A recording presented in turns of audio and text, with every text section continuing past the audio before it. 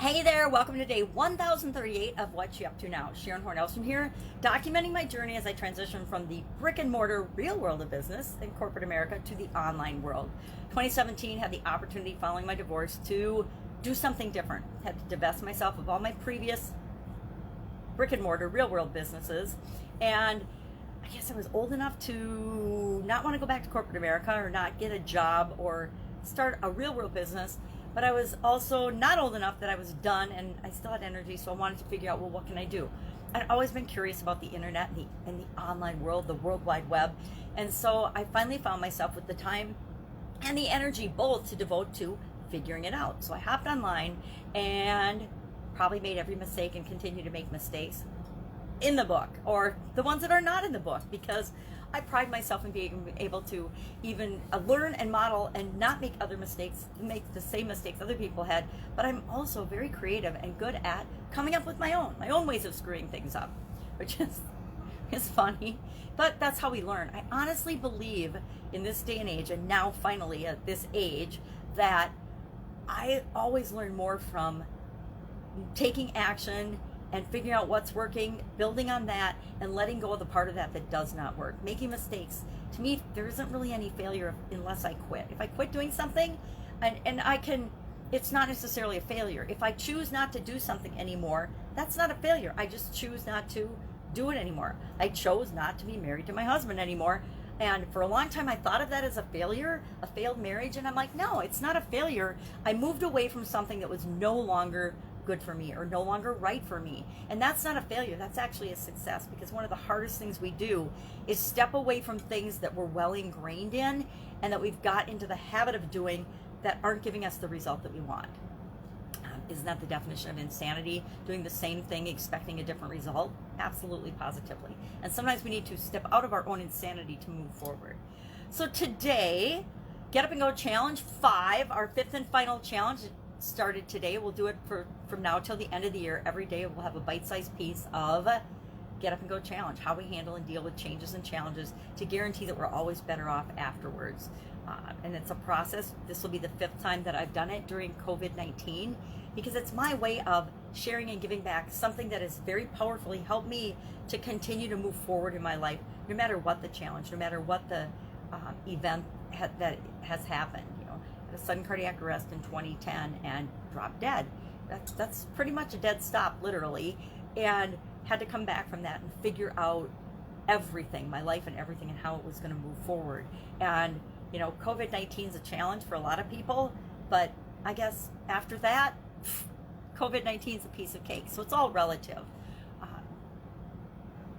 And today in the challenge, in this one, it was just a welcome and what to expect. My daughter's expecting a child in February, and so the what to expect when you're expecting book always pops into my mind whenever I see somebody that's pregnant, because that was like the only book available when I had my kids. No, there were others, but that was the go-to book. And now, of course, there's so many resources for people that are expecting a baby. There's everything online. There's Google, there's the internet, there's books, there's apps, there's all different things, and a ton of information to help people to know what to expect when they're expecting. But back then we had like the one book. Plus I was busy working in corporate America, so I didn't have a whole lot of time to read and study up on it anyway. That was back in the day when we pretty much just listened to our doctors and trusted what they said and did. And as we move forward in the future, not necessarily the best advice. I learned that firsthand, but I didn't apply it when I was having kids. I don't know why. So Get Up and Go Challenge today was just about how many challenges have you faced in your life, and what kind of challenges, and it's an open-ended question intentionally to get people thinking about all of the challenges they've actually overcome. So often when we're faced with something like COVID-19 or a new challenge or a health challenge or a diagnosis, we freak out and we think, oh my God, how am I going to deal with this? I've never really dealt with anything like this before. But if we look back at our past experiences, chances are we have different experiences that we can pull from that will help us get through this one too. Very little happens to me nowadays that I don't have some type of frame of reference that I can go back and I can say, okay, yeah, this looks like a brand new challenge, a brand new change, but guess what? It's really like this, and this, or this piece of one experience, this piece of another, and this piece of another. And so there's really only this teeny tiny bit that I've never actually experienced before. So guess what? That really increases my confidence in my ability to figure this out and get through this challenge or this change too. So Get Up and Go Challenge 5. I'm excited about this one. This is kind of the culmination in the other four. It's kind of, what did I learn from each of the other four? Because when I do my challenges, I go through them too. And then I learn what worked, what didn't work, what do we want to change around, what doesn't make sense, what sticks, what doesn't stick. Do I need more explanation? Do I need more stories? Do I need a different tool? What works best here? What will happen with Get Up and Go Challenge next year? I don't know. I don't know what next year's going to bring yet. I haven't decided, but I do know that it's important to finish 2020 strong because it's been such a crazy year for so many. So Get Up and Go Challenge. Excited to be starting the final one. I'm looking at my piles of notebooks. They're like this high from the challenges this year, and it's fun to do because I always, like, this was my October book for the October challenge and my homework book. I actually gave myself stickers, but then I couldn't find the other stickers. I ran out about day 24 and I stopped giving myself stickers. But I did the entire challenge and all the homework because I want to learn and grow and continuously improve with respect to doing the challenges, just like the people that participate.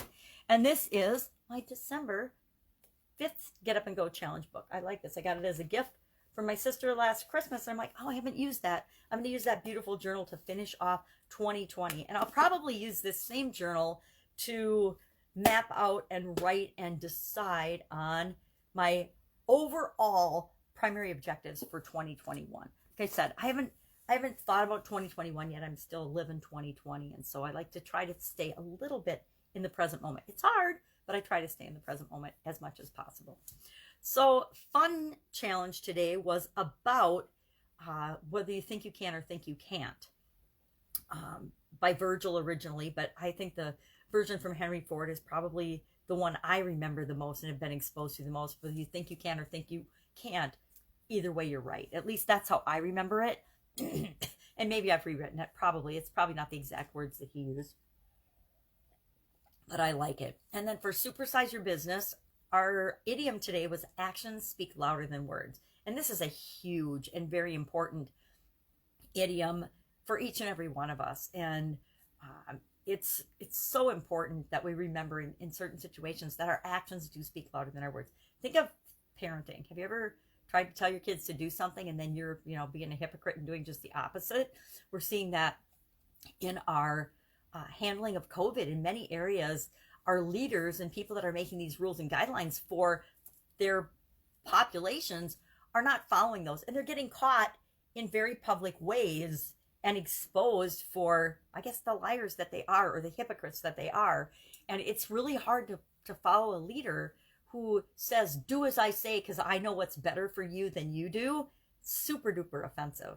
So I'm glad that people are getting caught in their hypocrisy and held accountable and having to answer for it, because all of us do. All of us normal people, all of us regular Americans could never get away with a lot of the stuff, which is literally illegal and criminal, that a lot of our political leaders do. So we would never even attempt to commit fraud. We'd all be in prison. We'd be in prison if we even committed any type of fraud or corruption or gambling or illegal behavior or insider trading. We'd all be like Martha Stewart. We'd be thrown in to be made an example of. I think we need to start making examples of some of these people that have gotten away with stuff for decades and hold them accountable. Anyway, just my opinion.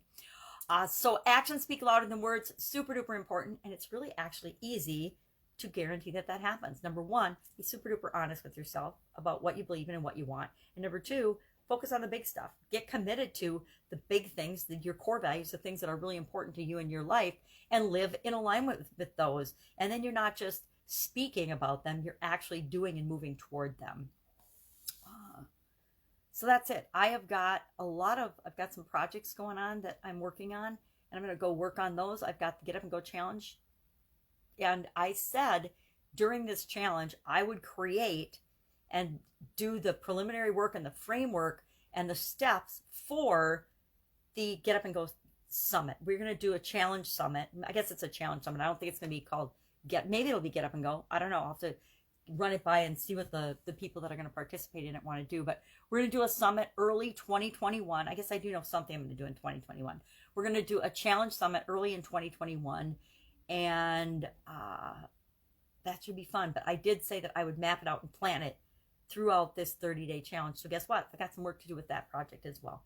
Any questions? If you just have a question and you don't know who to ask, I always say just ask me, because I have learned I hate asking for help, right? I hate it. Always have hated asking for help. I feel like I should be able to figure it all out myself, be independent and whatever. But I'm learning to ask for help. And every time I've gotten frustrated enough or struggled with something long enough to ask for help, as soon as I ask the question or ask somebody, the answer immediately appears to me. And so I want to encourage you to use me as that resource and that person to just ask the question. I might not know the answer, but I'm pretty positive I can help you find the person, place, thing, resource that will help you to get the answer that you need. I'm 100% confident I can do that. That's it. That's all I've got today. Go out, have an absolutely fun and amazing day, and I will be with you tomorrow to let you know what you're up to now. Have a great day.